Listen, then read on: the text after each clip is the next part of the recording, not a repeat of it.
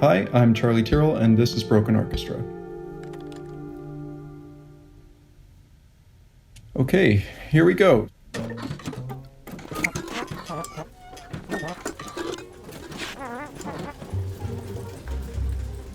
Okay, so we open with this title card. I'm actually going to pause right there. This is the reality of what Philadelphia schools were dealing with, and I can actually remember watching this at the Philadelphia Film Festival, and not only hearing, but feeling the audience kind of collectively gasp when everyone took a moment to read this. It's an important fact to share, and I think an important one to set up the film, because, you can be familiar with this story or read about this story, but when you actually look at facts, like from $1.3 million to $50,000 annually, it really just does illustrate and set up the stakes that everyone is in. Music is literally the soul of this city. It's the soul of the residents. It's an expressive town. I think sometimes Philadelphia, we feel like we're always the underdog because we're in between Washington, D.C. and New York City. But Philadelphia has a lot to offer. We knew that we wanted to film our interviews in some format that would give us a lot of flexibility. So that was why all of our interviews take place in front of the same old picture day, cheesy photo backdrop. The idea was, okay, we can take any of these interviews and we can either play them as we shot them or we can manipulate them in some way. To have all the interviews played back on televisions instead of cutting to the interview subjects, allowed us to keep it in the school. And the idea was that this would be a way to allow the viewer to immerse themselves further into the story, with the hope that they would be able to relate their own high school experience to the experience of some of these students today. And ideally, what happens there is they empathize a bit more with the story, and maybe more deeply than they might have if this was executed in a more traditional way. But most of these pianos, when you click a key, it sticks. And when it sticks, you can't play it. Probably the worst thing that I would see as an educator is we'd hand a beginning student an instrument and they can't produce a sound or something's not working and they just think it's their fault.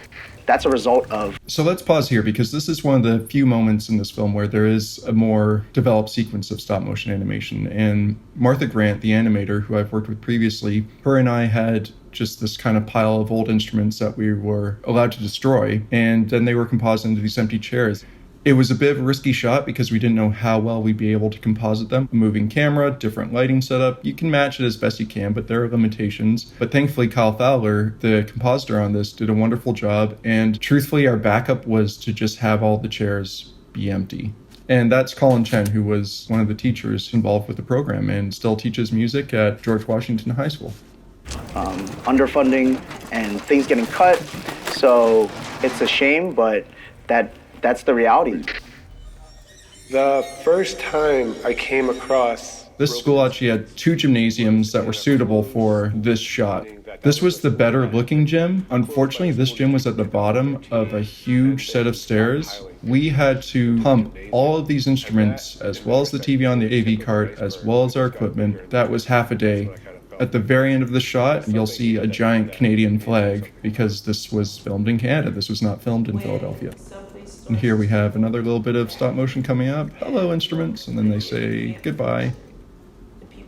And then we move on to Val, who I almost feel like I should stop talking right now because we should listen to what Val's saying. Many of the communities that are in Philadelphia, at some point it was vibrant.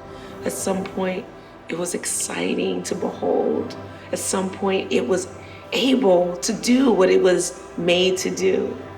And somehow along the way, probably for a lot of different reasons, that kind of compounded on each other, it no longer became functional. We want to represent the sequence that people are starting to get together and get a plan in motion and get it going. So the best way to do that was to give the camera more movement and give it more to look at. It only, in an odd way, made sense to think of broken instruments as actually a whole new universe of sound that has never been tapped.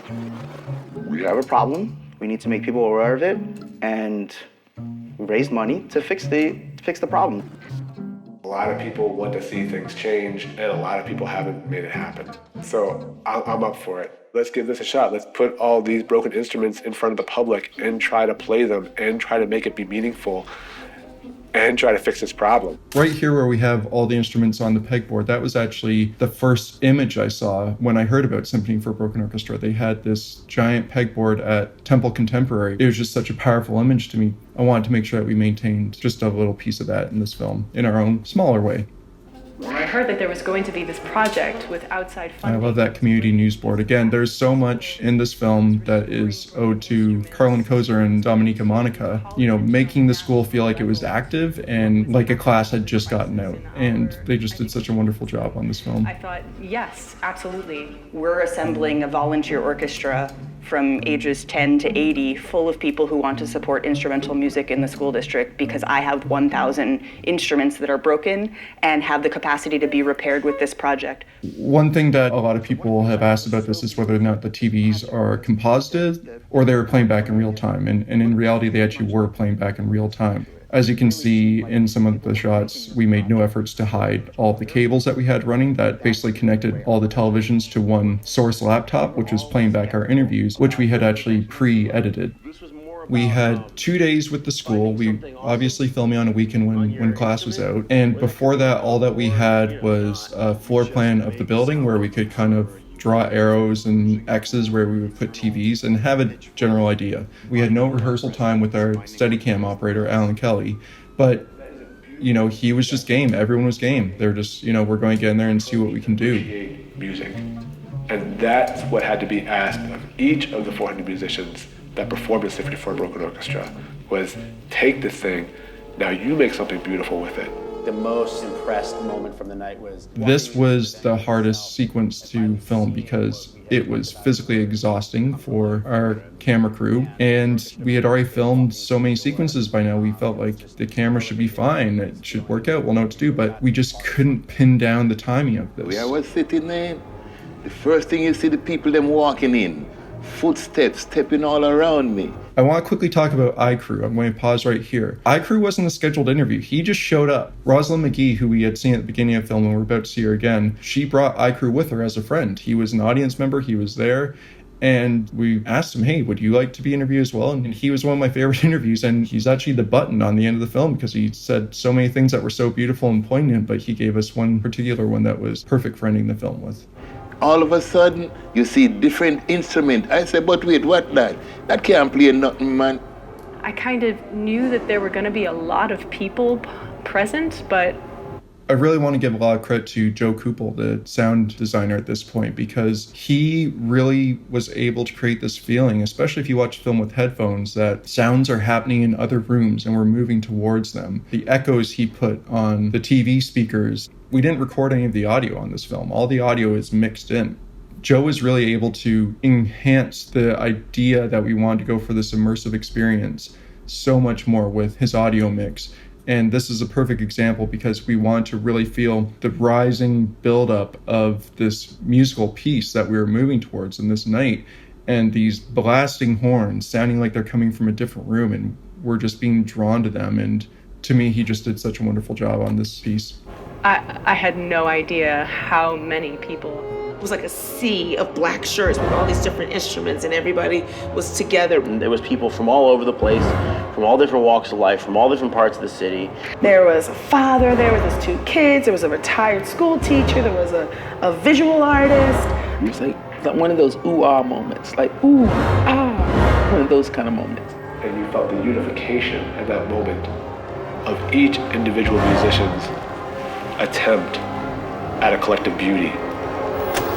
A piece of feedback that I've received a few times about this film is disappointment that there's no footage of the night of the performance. There's no footage of the symphony, and there's no footage of all the people gathered at the Armory to watch it together. And this is very intentional. There were cameras there. There were videographers there.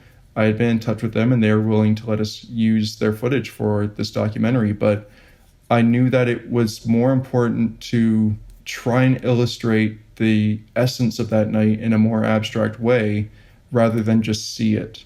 And for that, we collaborated with the installation artist Jesse Ewells, who created these 3 kind of folded pieces of paper with projections and his animation to present something a little bit different and allow you to think about the night more than see it.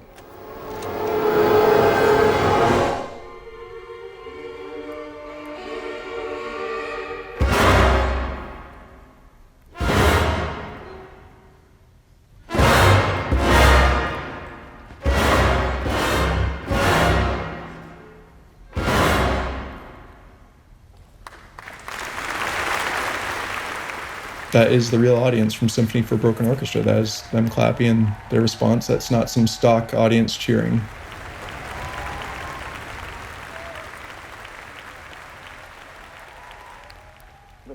What we want to do with this sequence is come out of the dark, back into the story, back to our subjects, but we want to eliminate some of the buildup that we had created in the previous sequence. We want to minimize the sets, minimize the distractions, have the TV at a distance, and we'll slowly creep towards it, because we didn't want people to focus on anything other than what people were saying right now. You don't get to really do something that means that much to everybody who was there so often. And it just really hit home for me that this had come from a child, and it was going back to a real child. And I don't know who has it now. I don't know where it is. I hope it's somewhere good. I hope that somebody is loving that cello as much as I did.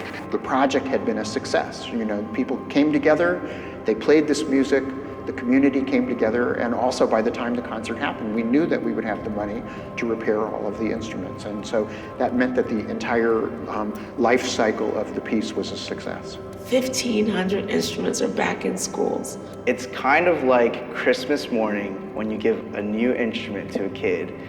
I was at a school in South Philly, dropping off a bass that had been fixed through the project. And this bass, it was really pretty busted up. So it took the repair professionals longer to repair it than a lot of the other instruments. So this was sort of a latecomer. So the majority of the fixed instruments had already been returned back to the schools. And so I'm showing up with this, clunky clunk of a bass, getting it up the steps through the door, down into the auditorium where the kids are in music class, they're practicing. And so I say hi to the music teacher. I recognize them from being a part of the project previously. I say, hey, here's this bass. And he says, oh, well, why don't you say something to the students, you did this, you should sort of like take something here. And to take it a step further, we decided, okay, let's just get rid of the TVs here. Let's just go right to Rob. Let's fill the camera with him in this interview, and everything just changes in this moment, and it's just nothing but Rob. And so I said, hi, everybody. I say, hi, Mr. Blackson, all this kind of stuff. It was really sweet. And I said, so this is a bass that's coming back to your school because someone cared enough to adopt it. And we'd like to give it back to you now so you guys can continue playing it. And I said, you'll know that it's part of the project because it has this little tag on it. And this little kid says oh, I have that tag on my instrument too. And it was just a really nice moment where all the kids looked at their instruments, looked at their cases, and they started seeing that the majority of the instruments that they had, that they were playing with were all part of the project. And it was that moment that, wow, this is a whole class.